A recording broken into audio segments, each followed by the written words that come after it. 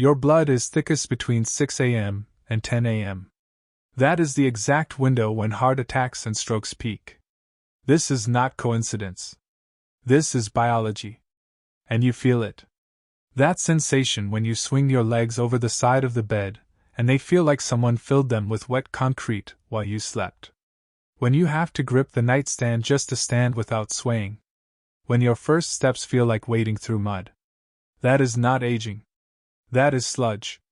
Have you ever woken up and needed that grip on the nightstand just to keep from falling? That heaviness in your calves. The fog behind your eyes before you have even stood. Most people blame poor sleep. Or getting older. Or not being a morning person.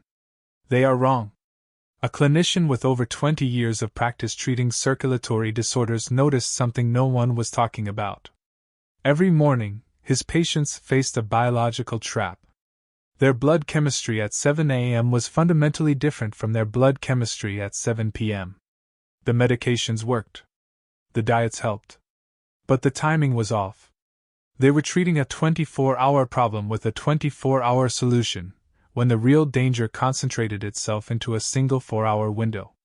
Your body actually has a cleanup system designed to dissolve dangerous clots. It is called the fibrinolytic system. Think of it as your internal maintenance crew. But here is what no one tells you: that crew clocks out when you go to sleep. It does not clock back in until hours after you wake up. Which means you spend your first waking moments in a biological no man and oppose land, thick blood, offline cleanup, and gravity pulling that sludge straight into your legs. And there is a mistake that makes this worse. A mistake 90% of people make with the very first drink they reach for in the morning. We will get to that exact error shortly. But thick blood is only half the story. The real sabotage happens while you are unconscious. And it involves a system you have never heard of. The villain has two names: blood viscosity spike, and an active fibrinolytic system. Here is what happens while you sleep. Your body is a hydraulic machine. Blood is the fluid. Arteries are the pipes. Your heart and your calf muscles are the pumps. During the day, this system runs smooth. The fluid flows. The pressure stays balanced. But at night, something shifts. First, your blood thickens. Not from disease. From biology. As you sleep, you lose water through breathing and sweating. You are not drinking anything to replace it. The plasma in your blood, the liquid portion, slowly concentrates. What was once thin and flowing becomes dense. Syrupy. Imagine honey sitting in a cold jar overnight. It does not pour. It oozes. That is your blood at 6 a.m. Second, your platelets become stickier. The proteins that make them clump together activate at higher rates during sleep. This is an ancient survival mechanism. Your body assumes that if you are unconscious, you might be wounded. It prepares to clot fast. The problem is, you are not wounded. You are just sleeping. And now your blood is primed to stick to itself. Third, and this is what that clinician noticed in thousands of patients, your cleanup crew goes offline. The fibrinolytic system is your body and oppo's internal clot-dissolving protocol. Think of it as the night janitor sweeping up debris before the building opens. It breaks down fibrin, the protein mesh that forms blood clots. During the day, this system runs continuously, clearing out microclots before they become problems. But at night, it shuts down. The janitor goes home. And it does not return for shift until hours after you wake up. Between 6 a.m. and 10 a.m., your risk of a cardiac event is not slightly higher. It is the peak window for the entire 24-hour cycle. More heart attacks happen in these 4 hours than in any other window. More strokes. More sudden cardiac deaths. This is not speculation. This is epidemiology. Let that sink in. Your body and oppo's clot-dissolving system is offline during the exact hours when your blood is thickest.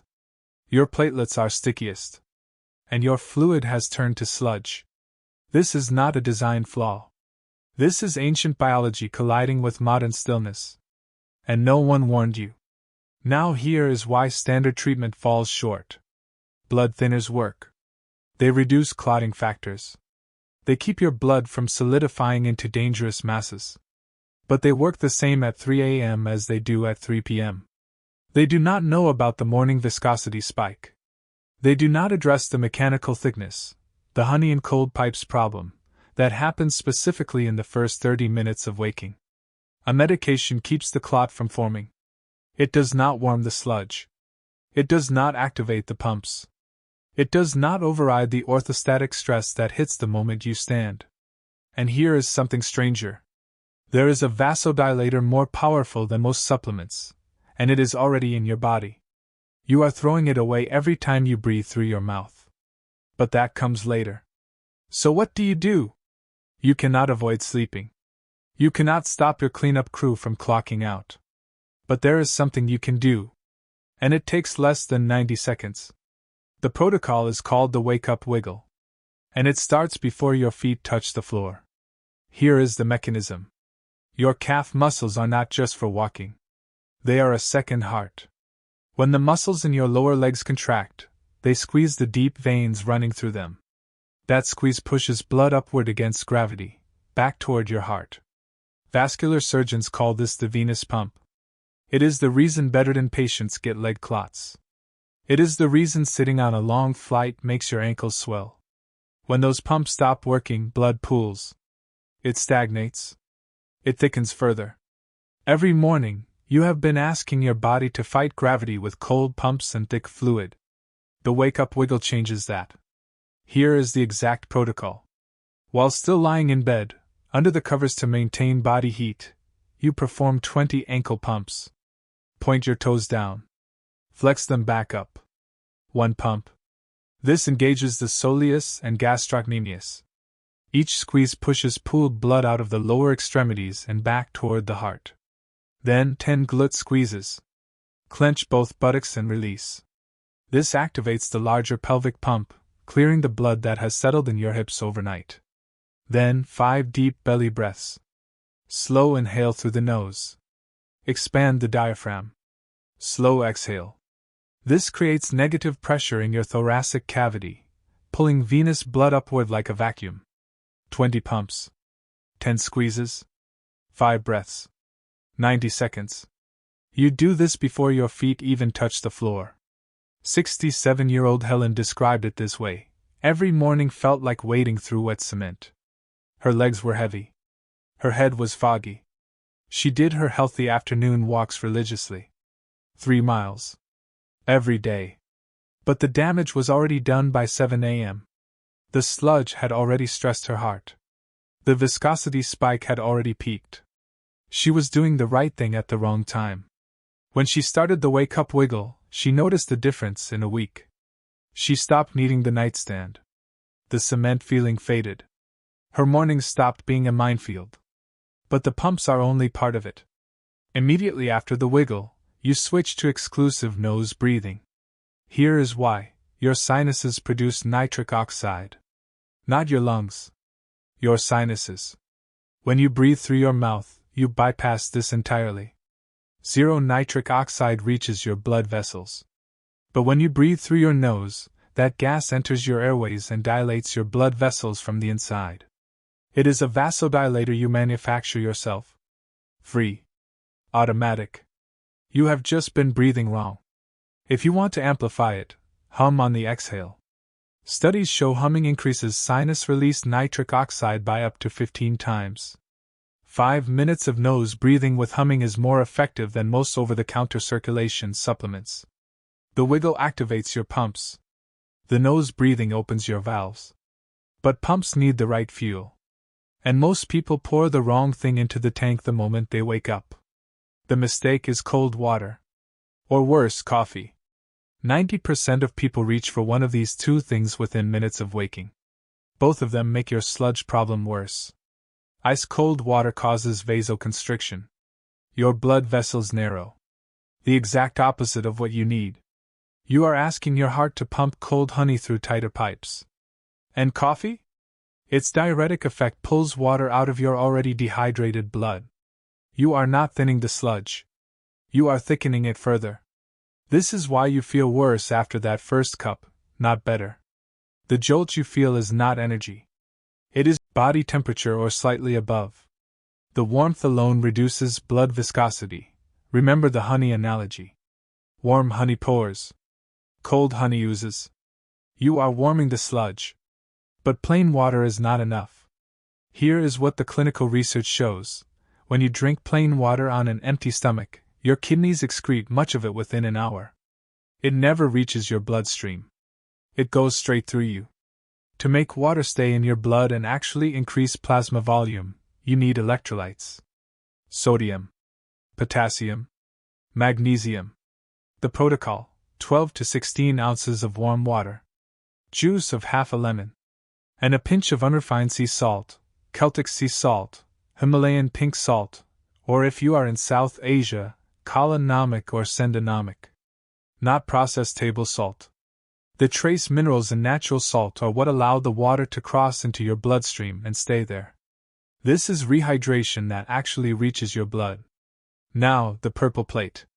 Dietary nitrates from red and purple foods convert to nitric oxide through a secondary pathway, digestion. This supplements the nasal release.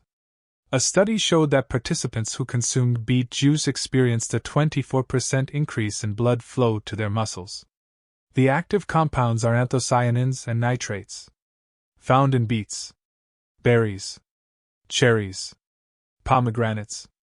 The protocol: half a cup of berries or a small glass of beet juice with your morning meal. If you are in regions where blueberries are expensive or unavailable, jamun, Indian blackberry, contains the same anthocyanins. Pomegranate works equally well. The compound is the same. The source can be local. Now the anti-list. The things that cancel everything you just learned. Ice cold water first thing. Already explained. Vasoconstriction. Coffee before water. Diuretic dehydration of already thick blood. Tight elastic waistbands. This one surprises people. If you sleep in tight underwear or pajamas with elastic at the waist, you are physically compressing your pelvic veins. You have activated the calf pump with a wiggle. But then blocked the highway above it. The blood has nowhere to go. Loose clothing. No exceptions. One note on medication. If you are on blood thinners, warfarin, Eliquis, others, this protocol works with them, not against them. The clinician who developed this framework has worked with patients on anticoagulants for over 2 decades. The medication addresses clotting factors. This protocol addresses mechanical viscosity. They solve different problems. Do not stop your medication. Add this to it. 6 habits. 90 seconds. And 3 months from now, you will not recognize your mornings. 3 months from now. You open your eyes. The room is still dark. You are not groggy. You do not dread the first movement. Under the covers you begin. 20 ankle pumps. Point. Flex. Point. Flex. You feel the blood moving. 10 glut squeezes. 5 slow breaths through your nose, humming softly on the exhale. Then you swing your legs over the side of the bed. No gripping the nightstand. No dizziness. No cement in your calves. You stand. You walk to the kitchen. Your legs feel light. Your head is clear before you have had a single sip of anything. You reach for warm water with lemon and salt. Not coffee. Not yet. You drink slowly. You feel it enter your bloodstream, not pass through you. By 7 a.m., you have already completed everything. The sludge is warm. The pumps are primed. The valves are open. The danger window has passed. And your body is no longer fighting you.